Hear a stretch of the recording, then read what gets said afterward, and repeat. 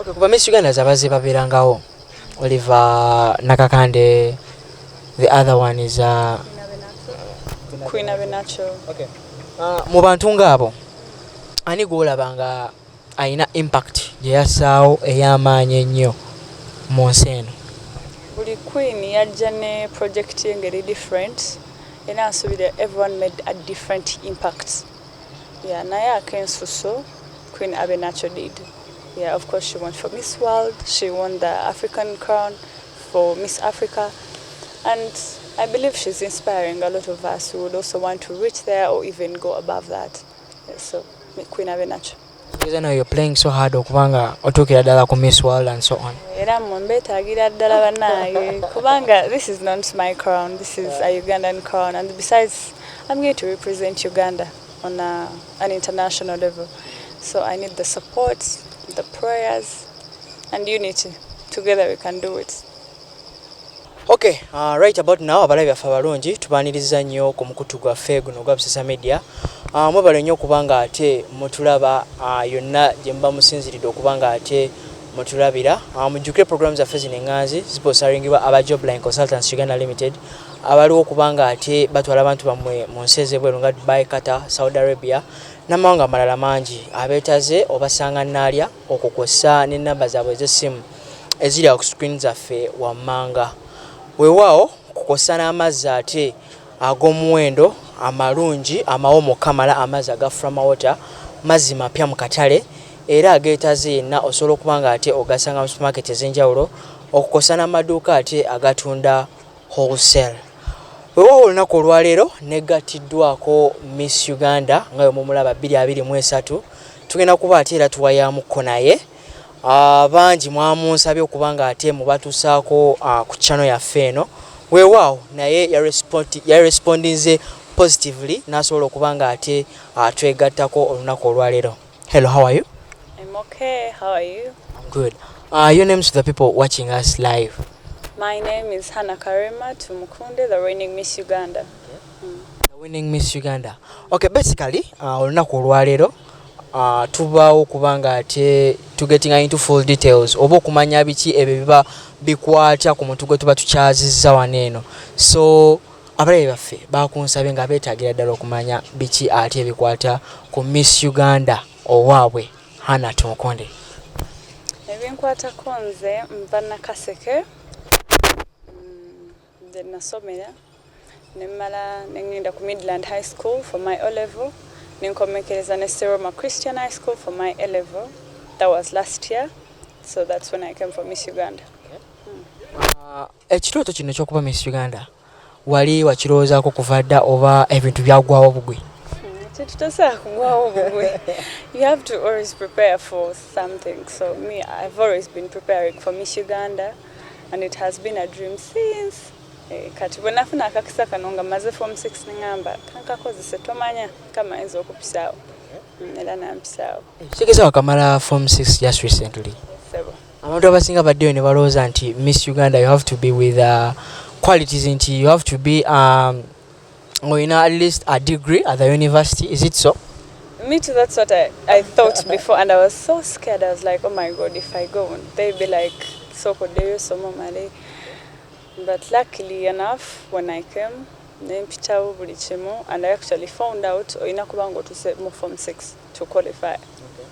Okay, togereko mbulamu bu emabegako back then. How was your life throughout school? How did you live your life through school? At first it was hard. Ngakyali mu primary kuba nali ntambula okuva ewaka mpaka kusomero ate nga wala kati nembikyawa nnyo nga ntuuka kusomero nga nkooye. But then tata wange nankyusa essomero nga ntuuse mu P5 nantwala Luweero nsoma P6 and P7. Era bwe natuukayo life was new because gwe gwali mulundi gwange ogusoose okuyingira boarding school. Era nabyo nebintamamu katono naye era natuuka ekiseera kimanyira. After there nenyingira Kampala. I went to Midland High School. The experience was good. Yeah, kubanga baina MDD, so whatever you felt like you're tired, you'd refresh your mind and sports. So ebyo byatuyambanga nnyo. And for Seroma, The experience has really been good, educative. There has been a lot of mentorship, and I've really learned a lot from there. Okay, omulabye yandibadde yetaaga okumanya, has your family been so supportive towards you being crowned Miss Uganda 2023? Yeah, my family has been very supportive. Taata wange bwe namugambako ku kirowoozo kino n'akibayinga n'anzikiriza era bwe namunnyonnyola why you go for Miss Uganda, you have to be with a cause, and my cause abadde akiraba, abadde alaba how girls are suffering. Oluusi babakako okufumbirwa nga bakyali bato nga tebaneetuuka, and he has been spearheading this, abadde akiwanyisa. So when I told him, he understood. He supported me from the very start, my mother ne baganda bange abawala n'abalenzi nga bwe mwakiraba, even during the voting they were behind everything.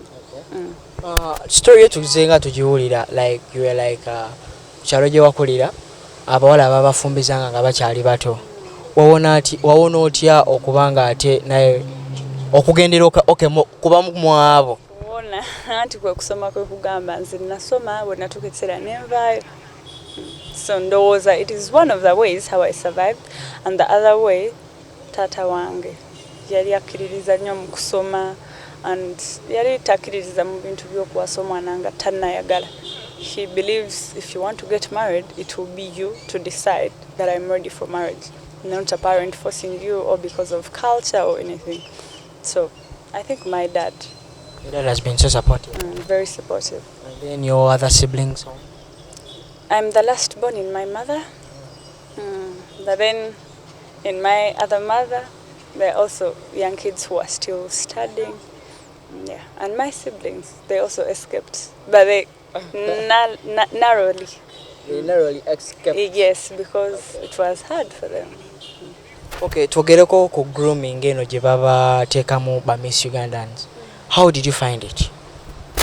Grooming eno yali nnungi nnyo kubanga yatusomesa ebintu bingi nnyo. Abasinga twagenda mu boot camp nga ebintu ebisinga tetubimanyi ku bye baali basomesa. Naye batusomesa a lot of things. They teach us how to speak, teach us about leadership, they give you challenges that you're supposed to do. They want to see how you can basically work with people, how your teamwork is, and that's where they base from, to judge you on everything that you do. It was so impactful to most of us, I believe. Era n'abataasinga balina kye bayigayo mu bootcamp. Okay, many Ugandans out there think that nti okwetaba mu mpaka z'obwannalulungi bwa Uganda, you have to be so beautiful. Is it so? My dear, I don't think it's so. Kuba oyinza ogendayo ng'oli mulungi nga toli bulungi waggulu. So it's supposed to be overall, in and outside. Even how you treat people comes in, how you associate with people comes in, how you speak with people. Bingi nnyo, it's not about beauty. Kino kisinziira ku projects z'obeera ogenda z'oba oteeseteese mu maaso n'okuba nga ate ogenda kukola mu maaso awo. Kisinziira we have a day where you talk about your project. Kati bw'oyogera ku project yo and it is impactful and meaningful, they buy it. And if you get a chance to win, you go ahead with your project. Naye tekitegeeza nti bw'osinga okola ku project yo yokka, kubanga ne ba sisters bange abalala balina projects ze bagala okolako. My first runners up and second runners up, they have their projects, and the Miss Uganda Foundation nabo balina project eyaabwe ng'abantu. So we are going to work together on all these projects. Okay, I for one, ndabye nnyo several cases nga zinyigiriza nnyo girl child out there. Nga bonalaba rape, abawala bayisaamu amaaso. So bintu ki byoteeseteese okulaba nga girl child yono omufaako nga gwe Miss Uganda, because gwawaniridde ensi yaffe eno regarding the girl child. So what are some of the things that you've prepared for the girl child? Of course, me as a person, I have what I've prepared. Now, sometimes you cannot do something to erase it for good. At least you've done a difference, you've eradicated this, and I think that's enough if you do that. Okay, But also the Miss Uganda Foundation, Yeah, so it's about understanding what we can do together, and we shall go on with that. But besides that, me as a person, nze nzokera waka. Yes, eradicating forced early marriages. After that, I go on with other projects. Ebyo ebintu nali mmanyi byali byadda byali by'abantu abedda nti akaseera kaneno byaggwayo ebyokukaka abawala abatogenda mbufu. Anti muli ba town temumanyi bibeera waffe mu kyalo. It's not even only in Nakaseke, by the way. In Western Uganda it's a lot. And n'abawala beeyo mu north mu kyalo. Sometimes oba toyina na money to educate a girl, at least a business or something to keep them busy, because this idleness is the one that causes everything. Sometimes obey a teenage mother at a very young age and you do not have a choice apart from getting married to the very person who impregnated you. So that is one of the challenges that most of the girls in the villages are facing. Ate abasinga, I appreciate what the queens have done. Naye mostly babeera mu abawala abali mu town, and I feel like girls in the villages have been abandoned. Nenganzo omuntu eyakulirayo. Me, I can relate. So that's why I want to first deal with the village girls. Then town we can come in also. Okay, bw'otwala amasogo to the world we are living in right now, most of the beautiful girls like you have so much wasted their lives onto drugs. Kwegamba beemalamu nnyo n'ebintu ebiri so minor. Ate ng'obalaba nti bawala balungi bayimiridde bagumidde. What you say about that? Kati bambadde kugamba ko Miss Uganda's project, Miss Uganda Foundation project, boba fostering into mental health, because nga nawe bw'okyogedde edowoozo kiraba nti abawala basinga, most of the youths are wasted, bangi mental health zaabwe ziri down. I think that's what we're going to start with. Naye for starters, sensobola okugamba abaana abo nti it's not all about drugs. Kubanga ekiseera kituuka ne drugs ezo ne zikugwako, so you will still go back to your normal you. I feel like they should take time. Mostly ekireeta doing drugs, sometimes you feel like you're left behind, you feel like other people are more advanced than you, so you end up being that nofuna imposter syndrome. You want to be someone who you don't, because you want to please people, you want to prove a point. And it's not the case, really. You can. Should we call this stigma? Exactly. Stigma, imposter syndrome, everything. And you can actually just be yourself. You never know that wagenda nabayo mutagenda okulaba mu inspiring agambe, at least there is someone who is themselves. I can also try to be myself. Because it's bad to have a life that you cannot maintain. Yeah. Okay, Nkulaba, you have some leadership skills. What do you call head girl back then in the... Nanga nali cha posti za wagule ezo. Naye naliko ent prefect mu form 3. Naliko ne class monitor mu primary. Yeah, and also Interact Club president. Okay, twogere ku mpaka zino. Gugole muligo gwasooka okubanga atozeenyigiramu. It's not like they were trying it. It was my very, very first time. I was so nervous on stage, walking, because actually not most of the girls, but a few of the girls, baba bagenda ko pageants ezemo nga bayina how they know, they have a clue about something. They know how, if they give you this kind of a question, this is how you're supposed to answer, this is how you walk, this is how you tackle this. Naye abamutwalite tubimanyi. So the nerves were a lot for us. But all in all, God made it. Why I asked this, nti bawala bangi nabo bandyagadde okuba in the same position you are. Naye tebafuna that chance of following a proper, like, should I say roots? Emitendera kale egyenjawulo kubanga nabo basobola okuyingira kino kyolimu. Because I believe waliwo ne ba Little Miss Uganda and they are opting so much to be like you. So bantu bangi bali eyo naye bajjudde ekizikisa ky'obutamanya the right procedures and people to meet. Ndowooza ekintu bw'oba okyagala, you work hard towards it. Kati nga nange bakugambye nti I had it as a dream, naye nali mbeera mu kyalo nga simanyi ani gwe nina otuukirira, which people are in charge, but you try to follow up. And the good thing, kati social media zajja, Miss Uganda is all over the place. So you follow the social medias. No goberere emitendera kati batuusewo abadda kuki bw'olaba nga batuuse mu city ekuliraanye, you prepare yourself. But it's not about that. In a blink of an eye, I'm going to, go for Miss Uganda. You have to prepare yourself mentally. Get ready for this before it comes. Yeah, kubanga ekyo kikuyambako obutapanikinga, kikuyambako obutabeera anxious.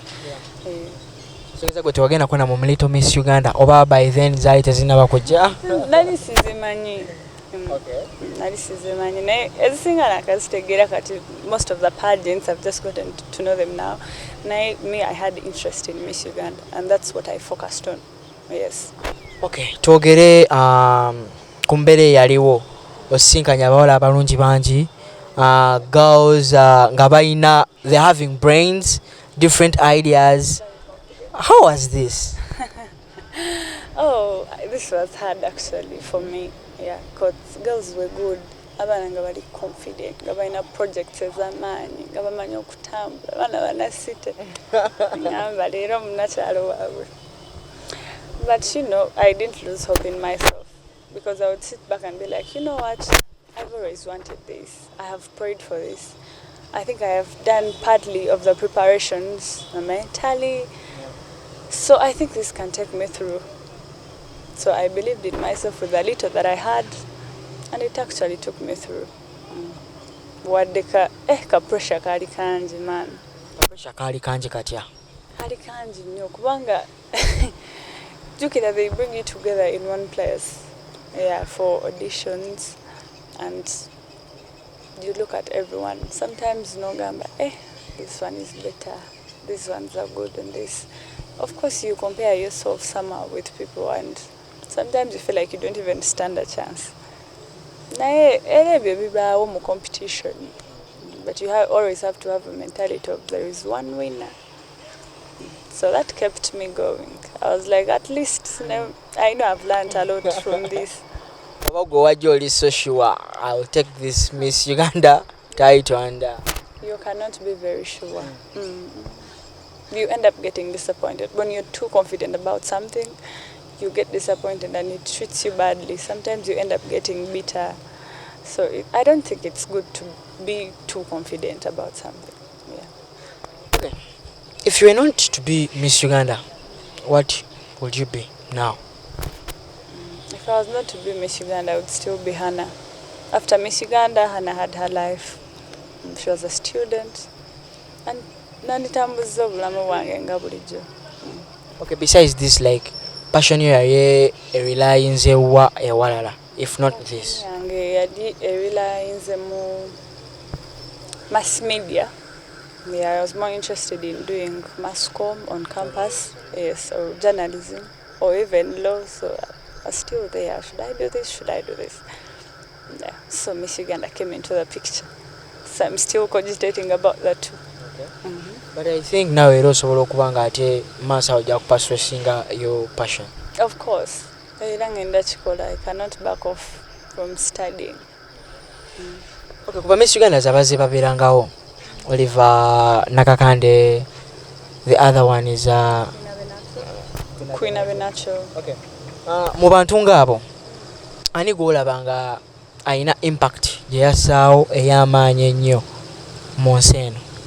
Buli queen yajja ne project engeri different era nsubira everyone made a different impact. Yeah, naye akensuso Queen Abenakyo did. Yeah, of course she won for Miss World, she won the African crown for Miss Africa, and I believe she's inspiring a lot of us who would also want to reach there or even go above that. Yeah, so Queen Abenakyo.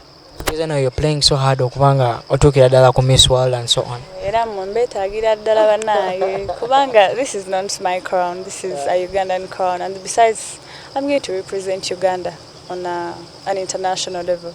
So I need the support, the prayers, and unity. Together we can do it. Okay, nina ebintu byenjagala okumanya naddala mu kintu kino ekyoba Miss. Nyongeze eddoboozi. That's the white talk. Okay, nina ebintu byenjagala okumanya naddala Miss Uganda. Like the way you treat yourself, the way you take yourself. Lwaki baba groominga nnyo mu ngeri y'okuba obanga mweyisanga abakwini should I refer it as that? Okay, it's the best time to term it. Of course, they groom you how to behave like a queen, because you cannot expect to behave like a queen the day you're crowned until you're just going to switch up the act. So you pass through the process with time, how to speak with grace, how to, for the 3 weeks. So the crowning night reaches ngoli steady already. Abalaba mwe jambo yammwe temugikuba nga ffe no You carve a little bit and well, wow. Gracefully. Smile. Yes. Like all the time. Yeah. That's it. Okay, what are some of the benefits z'oba ogenda okuba nga ate ogainingamu into this project? The benefits are really a lot.